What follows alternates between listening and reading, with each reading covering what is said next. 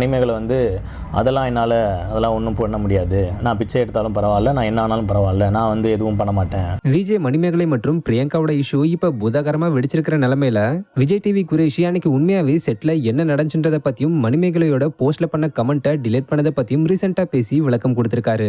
அதுல அவர் என்ன சொல்லிருக்காருன்னா, மணிமேகலை ஷோவை விட்டு போனதுக்கு அப்புறம் குக் வித் கோமாளி விட்டு விலகுறேன்னு சொல்லி ஒரு போஸ்ட் போட்டிருந்தாங்க. அதுக்கு என்ன பண்ணாலும் அதுல நீங்க வெற்றி பெற வாழ்த்துக்கள்னு சொல்லி நான் ஒரு கமெண்ட் பண்ணியிருந்தேன். ஆக்சுவலா இதை நான் பண்ணதுக்கான காரணம், மணிமேகலை கூட 3 சீசனா கோமாளியா ஒர்க் பண்ணிக்கிட்டு இருக்கேன். சொல்லப்போனா அதுக்கு முன்னாடியில இருந்தே மணிமேகலையே எனக்கு நல்லா தெரியும். எங்களுக்கு இடையில நல்ல ஒரு பழக்கம் இருக்கு. இது மட்டும் இல்லாம பிரியங்காக்கும் இவங்களுக்கும் இடையில ஏதோ பிரச்சனை ஆயிருச்சு. மணிமேகலை ஒரு முடிவு எடுத்துட்டாங்க. சோ ஒரு பாசிட்டிவா இருக்கட்டும்னு தான் அந்த கமெண்ட்டே நான் பண்ணேன். பட் மணிமேகலை என்னோட அந்த கமெண்ட்டை லைக்கும் பண்ணல, அந்த கமெண்ட்டுக்கு ரிப்ளைவும் பண்ணல. இது ஒரு பக்கம் இருந்தாலும் பரவாயில்ல. இன்னொரு பக்கம் நிறைய பேர் நீ பிரியங்காவோட ஆளுதானே, பிரியங்கா ஜால்ராதானே, பிரியங்கா சொம்புதானு இப்படி கண்டபடி கமெண்ட் பண்ணி நெகட்டிவா எங்கெங்கயோ போயிருச்சு.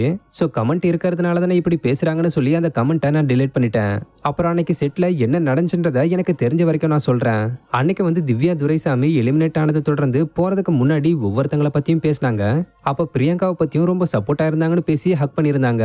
அப்ப பிரியங்கா ஆங்கர்ஸ் கிட்ட நான் திவ்யாவை பத்தி கொஞ்சம் பேசிக்கலாமான்னு கேட்கும்போது ரக்ஷனும் ஓகேன்னு சொன்னாரு. பட் மணிமேகலை எதுவும் சொல்லல.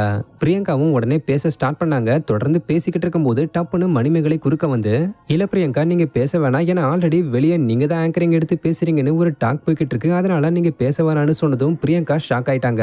அப்புறம் இல்ல அவங்க என்ன பத்தி சொன்னதுனால நானும் அவங்கள பத்தி சொல்லி ஆகணும்னு சொன்னாங்க. பட் மணிமேகலை ரொம்ப ஸ்ட்ரிக்டா இல்ல பேசாதீங்கன்னு பிரியங்காவை சொல்லிட்டாங்க. உடனே பிரியங்காவும் மனசு கஷ்டப்பட்டு வெளியே போயிட்டாங்க. சோ இதோட அன்னைக்கு முடிஞ்சிருச்சு. அதுக்கப்புறம் பிரியங்கா அடுத்த ஷூட்டுக்கு முன்னாடி இந்த மாதிரி என்ன பேச அனுமதிக்கல, என்னோட உரிமை வந்து அங்க மறுக்கப்பட்டிருக்கு.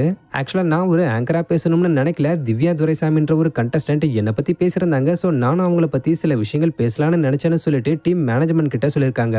அது மட்டும் இல்லாம அடுத்த வாரம் இந்த ஷோ நடக்கும்போது நான் மணிமேகலை கிட்ட மட்டும் அதை குறிப்பிட்டு சொல்லிட்டு ஜாலியா ஷோக்குள்ள போயிடலாம்னு சொல்லியிருக்காங்க. அப்புறம் ஷோவோட நெக்ஸ்ட் ஷூட்டும் ஸ்டார்ட் ஆகுது.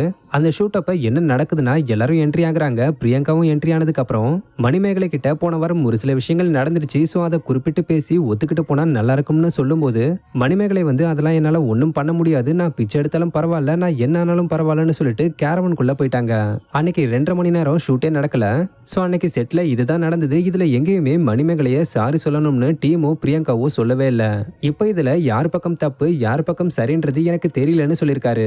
இப்படி ஒரு அன்னைக்கு நடந்ததை விளக்கமா பேசி ஒரு தெளிவுரை கொடுத்திருந்தாலும் நிறைய பேர் இவருக்கு எதிராக தான் கமெண்ட்ஸ் பண்ணிக்கிட்டு வராங்க. சோ குரேஷ் இப்படி பேசியிருக்கிறத பத்தி நீங்க என்ன நினைக்கிறீங்கன்றத கமெண்ட்ல சொல்லுங்க. அடுத்த மாதிரியான அப்டேட்ஸ்க்கு மறக்காம நம்மளோட சேனலை சப்ஸ்கிரைப் பண்ணிக்கோங்க. தேங்க்யூ.